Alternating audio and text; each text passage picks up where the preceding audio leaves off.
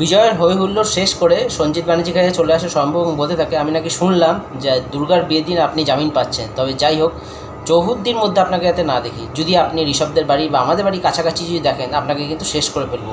এদিকে রেগে যায় সঞ্জিত ব্যানার্জি, বলতে থাকে দুর্গার বিয়ের দিনই আমিও কিন্তু শেষ করে দেবো জগদ্ধাত্রীকে।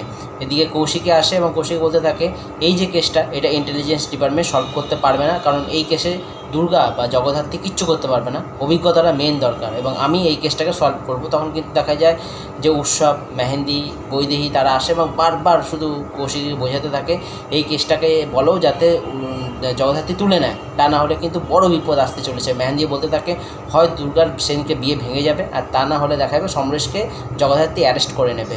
এবং বারবার কিন্তু সবাই কৌশিকীকে ভুলভাল বোঝাতে থাকে, কৌশিকীর মন ভেঙে যেতে থাকে এবং তারপরে সেখান থেকে তারা চলে যায়।